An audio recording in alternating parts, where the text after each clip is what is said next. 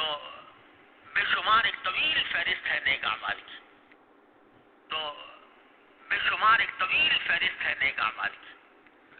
ان میں سے ہر عمل جو ہے وہ اللہ تبارک و تعالیٰ تک پہنچنے کا ذریعہ ہے. بس صرف ضرورت اس بات کی ہے کہ آدمی وہ عمل کرتے ہوئے یہ اخلاص پیدا کر لے کہ یہ عمل میں اللہ کے لیے کر رہا ہوں، کسی کی تعریف حاصل کرنے کے لیے نہیں کر رہا، کوئی شہرت حاصل کرنے کے لیے نہیں کر رہا، اللہ کے لیے کر رہا ہوں، اللہ تبارک و تعالیٰ کی رضا کی خاطر کر رہا ہوں. ایک آدمی ہے جا رہا ہے، اس کا تم نے کوئی مدد کر دی، اس کو کوئی راستہ بتا دیا، کسی کو اس کی منزل تک پہنچا دیا، یہ سب صدقہ ہے. ایک ایک عمل، نیک عمل کا ایک ایک جزیات، وہ سب صدقہ ہے، سب اللہ تبارک و تعالیٰ کے تک پہنچنے کا ذریعہ ہے. اور جب اللہ تبارک و تعالیٰ کسی کو یہ نعمت عطا فرماتے ہیں کہ اللہ کی خاطر کام کرنے کی، تو اس کو اپنی جان کی بھی پرواہ نہیں ہوتی، اس کی اپنی عزت کی بھی پرواہ نہیں ہوتی، اپنے مقام کی اور منصب کی بھی پرواہ نہیں ہوتی. وہ کہیں سے بھی تھوڑا سا مجھے موقع مل جائے کہ میں کسی کی خدمت کر کے اللہ تبارک و تعالیٰ کا قرب حاصل کر لوں، تو بس وہی ایک اس کے لیے عمل صالح بن جاتا ہے.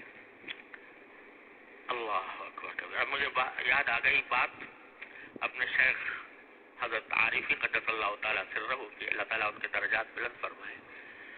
ایسی ایسی باتیں فرما گئے کہ وقت پر یاد آ جاتی ہیں، الحمدللہ بڑی کام دیتی ہیں. ایک مرتبہ فرمانے لگے کہ اس دنیا میں جتنے بھی بڑے بڑے منصب ہیں، عہدے ہیں، کوئی صدر بنا ہوا ہے، کوئی وزیر اعظم بنا ہوا ہے، کوئی کسی ادارے کا صدر بنا ہوا ہے، کوئی ادارے کا ناظم بنا ہوا ہے، بڑے بڑے عہدے ہیں. ان عہدوں کا سب عہدے، جتنے بھی عہدے ہوں، کسی بھی ادارے میں ہوں، کسی ملک میں ہوں، ان سب کا حال یہ ہے کہ ان کا حاصل کرنا اپنے اختیار میں نہیں.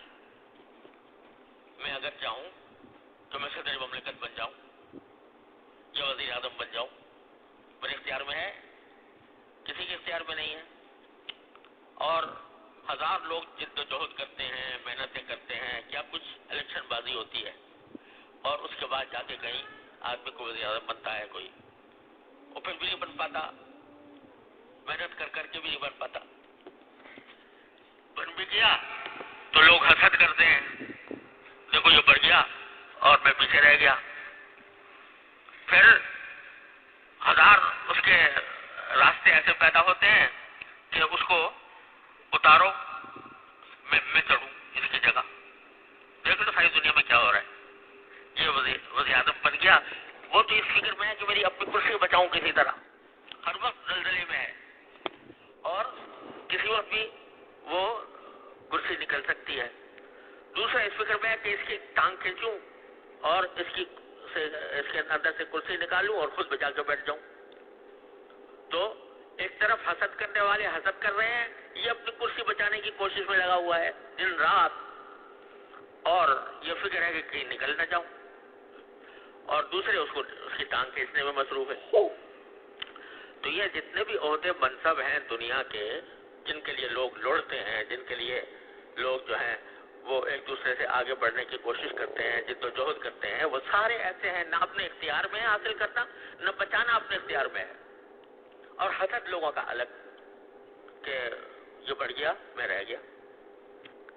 تو یہ سارے مناسب کا یہ حال ہے. تو ہمارے حضرت فرماتے تھے، اللہ تعالیٰ ان کے درجات بلند فرمائے، عجیب بات ہے، اللہ تعالیٰ ہمارے دلوں میں اتار دے. فرماتے تھے کہ میں تمہیں ایک ایسا منصب بتاتا ہوں جو اپنے اختیار میں ہے، میرے اختیار میں ہے، ہر ایک آدمی کے اختیار میں ہے کہ وہ منصب حاصل کر لے. اور وہ منصب ایسا ہے کہ اپنے اختیار میں اپنے آپ کو اس منصب پر فائز کر لو، کوئی حسد بھی نہیں کرے گا اس کے اوپر، اور نہ کوئی تمہیں وہاں سے اتارنے کی کوشش کرے گا، اور نہ اتار سکے گا اس منصب سے. وہ ایسا منصب بتاتا تم. وہ منصب کیا ہے کہ خادم بن جاؤ. کیا بن جاؤ؟ خادم بن جاؤ.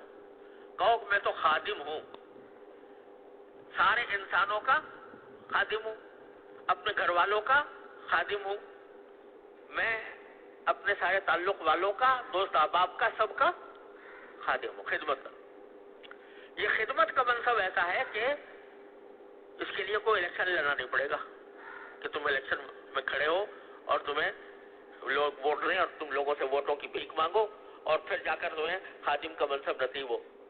کوئی الیکشن لڑنا نہیں پڑتا، کوئی درخواست دینی نہیں پڑتی، کسی آدمی کی منظوری بھی درکار نہیں ہے کہ بھئی فلاں منظور کرے گا تو خادم بنے گا ورنہ نہیں بنے گا. بس تم خود بن گئے اور خدمت کا کام شروع کر دیا. خدمت خلق، مخلوق کی خدمت، وہ اپنے ذمے اپنے آپ کو اس منصب پر فائز کر دو. اور اگر جب تم اس منصب پر فائز ہو گئے تو کوئی نہ حسد کرے گا نہ تمہیں وہاں سے ٹانگ کھینچنے کی کوشش کرے گا. خادم بن جاؤ اور ساری زندگی اپنی خدمت کے اوپر وقف کر دو. میں تو خادم ہوں، میں خدمت کرنے والا ہوں. خدمت کے عنوان مختلف ہوتے ہیں، خدمت کے طریقے مختلف ہوتے ہیں. جو استاد ہے پڑھا رہا ہے طالب علم کو، وہ ہے تو استاد، لیکن اگر وہ سمجھے کہ میں در حقیقت خادم ہوں، خدمت کر رہا ہوں اپنے طلباء کی جو میرے پاس پڑھنے کے لیے آئے ہیں، میں ان کا خادم ہوں، تو خدمت کرے.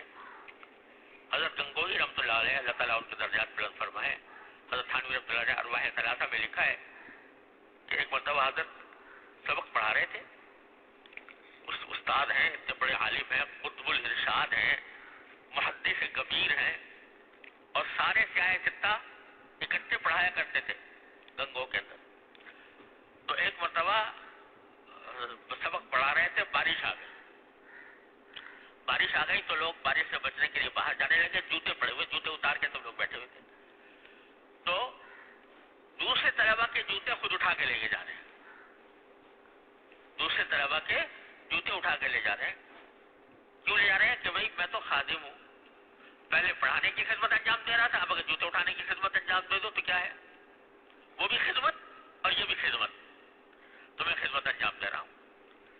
تو اپنے طلبا کی، اپنے چھوٹوں کی بھی خدمت. ہاں، بعض اوقات ایک استاد کو یا کسی بڑے کو اپنے چھوٹوں کی تربیت کے لیے کبھی کچھ ڈانٹ ڈپٹ بھی کرنی پڑ جاتی ہے، اور کبھی اس کو سمجھانا بھی پڑ جاتا ہے، کبھی کوئی سزا بھی دینی پڑ جاتی ہے. لیکن اس سزا کو بھی یہ سمجھے کہ میں خدمت کر رہا ہوں، میں خدمت کر رہا ہوں. یہ سزا جو دے رہا ہوں یہ در حقیقت خدمت کر رہا ہوں کہ تاکہ اس کو ایک برائی سے نکال لو. حضرت حکیم الامت مولانا تھانوی قدس اللہ تعالیٰ سرہ، اللہ تعالیٰ ان کے درجات بلند فرمائے، فرماتے تھے کہ جب میں کسی اپنے متعلقین میں سے کسی کو ڈانٹ رہا ہوتا ہوں یا مواخذہ کر رہا ہوتا ہوں اس کا، تو اس وقت بھی الحمدللہ دو باتیں ذہن میں ہوتی ہیں. حضرت تھانوی رحمۃ اللہ کے بارے میں تو یہ بات مشہور ہے، اکثر لوگ کہتے ہیں اور جانتے بھی ہیں کہ حضرت یہاں بڑا خانقاہ کے اندر بہت بڑا نظام تھا، اور اسی نظام کے تحت سب کو رہنا ہوتا تھا. اس کے قواعد و ضوابط تھے، قواعد و ضوابط مقرر کر رکھے تھے. ایسے قواعد و ضوابط مقرر کر رکھے تھے جس میں لوگوں کو بھی سہولت ہو، خود اپنے کو بھی سہولت ہو، اور تربیت بھی ہو ساتھ ساتھ. اب اگر کوئی ان قواعد و ضوابط کی خلاف ورزی کرتا تھا تو بعض اوقات حضرت اس کو تنبیہ بھی فرماتے تھے. لیکن یہ فرمایا کرتے تھے کہ جب تنبیہ کرتا ہوں کسی کو اور کسی کو ڈانٹ رہا ہوتا ہوں، این ڈانٹنے کے دوران بھی دو باتوں سے کبھی دل الحمدللہ خالی نہیں ہوتا. کیا؟ ایک یہ کہ میری مثال اور اس کی مثال ایسی ہے جیسے یہ شہزادہ ہے، میں جلاد ہوں. فرض کرو کہ ایک بڑا شہزادہ ہے اور اس کی کسی غلطی پر بادشاہ نے اس کو سزا دینے کے لیے جلاد کو کہا کہ اس کو سزا دو. تو جلاد مجبور ہے، جلاد یعنی سزا دینے والا، وہ تو نوکر ہے نا بادشاہ کا، تو وہ مجبور ہے کہ اپنے جس کو کہا ہے اس کو سزا دے. دیکھ لو آج سعودی عرب میں کیا ہو رہا ہے. شہزادے، بڑے بڑے شہزادے کیا ہیں؟ گرفتار ہے. گرفتار کون کر رہا ہے؟ معمولی سپاہی. معمولی سپاہی لیکن اس لیے کر رہا ہے کہ میرے بادشاہ نے مجھے حکم دیا ہے تو اس کی تعمیل کی خاطر شہزادے کو میں گرفتار، اس کو اگر ہتھکڑی بھی پہنا رہا ہوں یا اس کو گرفتار بھی کر رہا ہوں تو اپنے بادشاہ کے حکم کی وجہ سے کر رہا ہوں. وہ جانتا ہے اس وقت بھی کہ یہ شہزادہ ہے، میں سپاہی ہوں. اس کا درجہ مجھ سے بہت بلند ہے اور میں جلاد ہوں یا میں سپاہی ہوں جو شہزادے کو سزا دے رہا ہوں اپنے بادشاہ کے حکم کی وجہ سے. تو حضرت فرماتے تھے کہ جب میں کسی اپنے چھوٹے کو، اپنے مریدوں میں سے کسی کو، اپنے شاگرد کو اگر کوئی سزا دیتا ہوں تو الحمدللہ دل میں یہ تصور ہوتا ہے کہ میں تو خادم ہوں اور یہ شہزادہ ہے، لیکن چونکہ میرے مالک کا، میرے بادشاہ کا حکم ہے کہ اس کو سزا دو تو اس لیے سزا دے رہا ہوں. جس طرح بادشاہ کے حکم پر جلاد ایک شہزادے کو سزا دے رہا ہوتا ہے، اسی طریقے سے میں یہ سمجھتا ہوں کہ میں اپنے بادشاہ کے حکم پر اس شہزادے کو سزا دے رہا ہوں. اس کو پھر بھی شہزادہ سمجھتا ہوں، اپنے سے بہتر سمجھتا ہوں، اپنے سے بہتر منصب والا سمجھتا ہوں کہ یہ شہزادہ ہے، میں خادم ہوں. ایک تو یہ بات فرماتے ہیں کہ جب کبھی کسی چھوٹے کو سزا دوں، کسی کے اوپر غصہ کروں، ڈانٹ ڈپٹ کروں، اس کو تنبیہ کروں، ہر موقع پر ایک تصور تو یہ ہوتا ہے کہ یہ شہزادہ ہے، میں خادم ہوں.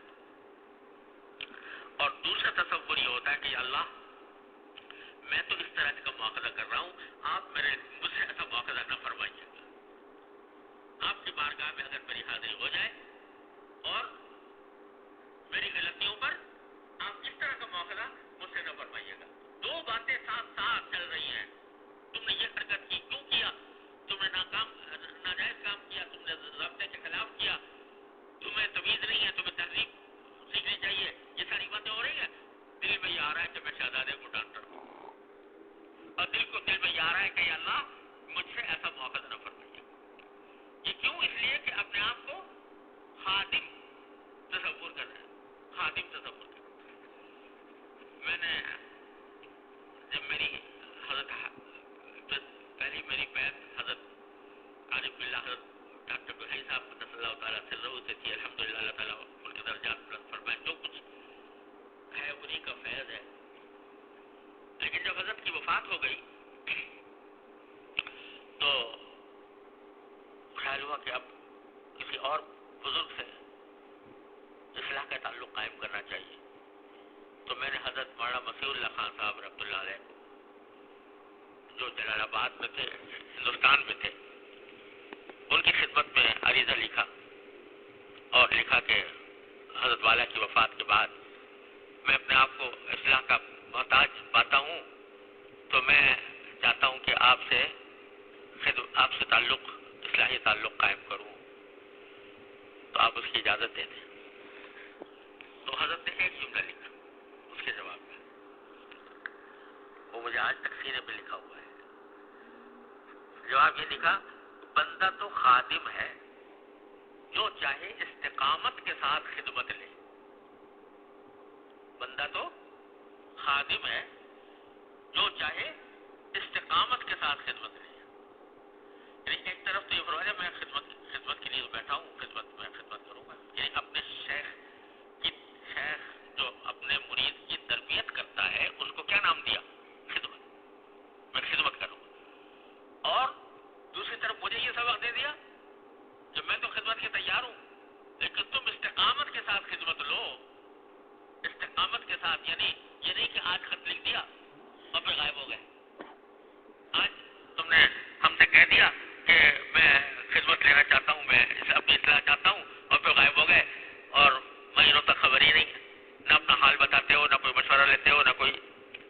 تو اس طرح تو خدمت ہو نہیں سکتی. بندہ تو خادم ہے جو چاہے استقامت کے ساتھ خدمت لے.